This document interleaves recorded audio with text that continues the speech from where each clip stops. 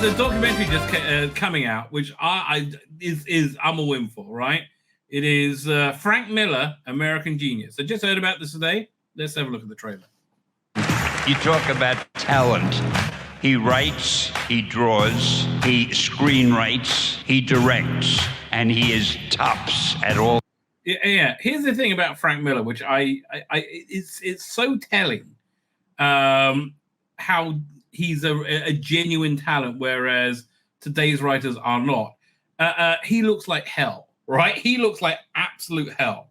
Those things, and that's pretty damn good.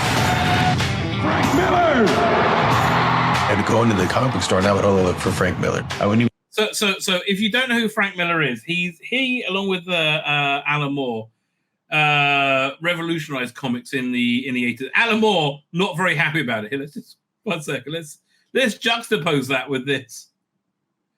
So Alan Moore did Watchmen and Killing Joke, a very famous Batman story. Swamp Thing. Again, he absolutely revolutionized comics. But Frank Miller did Dark Knight, which is there's so much stuff based on it, right? But where is it? Here, Doink. Tons of headlines just saying Bamsock Pal comics have grown up, and like they hadn't.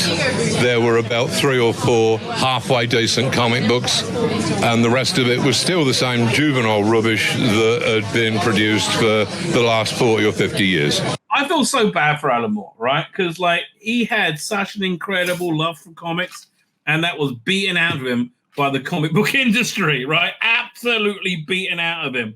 Now he's a real author, right? I think he's much happier for it. But like, I would love to live in an alternate universe where we had a happy Alan Moore who would go back and dip into comics every now and again, just for fun.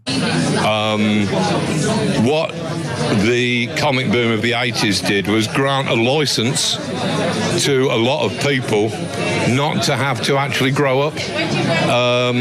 By calling them graphic novels, which was a term that I hated because they're not particularly graphic and they're certainly not novels. Usually they're 12 issues of She-Hulk stapled put together. That is not a novel. What I think happened was that a lot of people who were just interested in the adventures of Green Lantern, even though they were 35 or 40, having Watchmen gave them a way of saying, oh, look, I'm not emotionally retarded. I am reading, this is a graphic novel that are for adults. No, it's not. It's the same comics that you've been reading for ages. I would feel happier about it if graphic novel actually meant something more than it does at the moment, which is big, expensive comic. And that's pretty much all it means. Yeah, a lot of time I think he's absolutely right. Anyway, but Frank Miller just did so much. So this is the other side of the 80s comic revolution. He is 100% ingenious. There's something about his work that transcends comics. That's what great art does. He made the... I mean, that is true. Like he always progressed throughout his career and always brought new interesting things. One of the first things I read of his was Ronin. I wasn't really into superhero comics at the time, so I read Ronin was just like blew my mind because that was a real comic, right? That I would say was a real story for like not adolescents, but he did a sequel recently, I think, and then they went into Dark Knight. But then later in the 90s, he invented Sin City and had this incredible visual style, like just absolutely fantastic, right? If you haven't seen any of the Sin City books, I mean, they're not overly intellectually stimulating, challenging, but they certainly look good. Massive leaps. The Daredevil series, Ronin, Wolverine, Sin City, Superman 300. The Dark Knight Returns, the introduction of the graphic novel to America. I love being this with Alan Moore, right? American superhero comic storytelling. I have a relationship with the audience who I like to tease, and I like... That man looks like hell, right? Looks like hell. To thrill. Frank's power comes from silhouettes and shadows, which makes everything more valued. I use less and less line. Finally, I just started using no line at all. To be an artist is to speak your truth as loudly as you can. I mean, that stuff he did with Sin City, where there was, he essentially got rid of the line, right?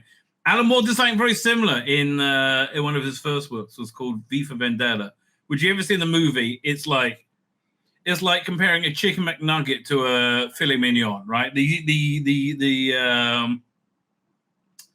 comic is fabulous, but it originally came out in black and white, and the speech balloons didn't have a line around them, so it like brought the speech into the same plane as the comic, right? The artwork. The artwork by David Lloyd, fantastic. The paper, the ink, the brush, and everything matters. He got to a point where he was recognized by everyone. I had a tough time handling the success. It was a real... Honestly, if I ever get success, I'm not going to have a tough time handling it. I'll be like, oh, success is awesome. I'm really made for success. That's the character. Stan Lee, he said that my stuff wasn't quite up to Marvel standards yet. Got into comics as an artist. But if you like comic book documentaries, Future Shock, the documentary about 2008 is fantastic. And I had to fight to be allowed to write my own work. It can look like revolution when somebody's combined things that haven't been combined. In my career, it's when I've taken the risk to follow the stuff I'm dying to do, the stuff that I think would be fun to read. Those are the most intense projects I've had and the most rewarding on every level. I think calling this American genius is fair. Honestly, the word genius is banded around far too much. This guy is like the reason I would say genius is because he spent a life grafting, honing his craft.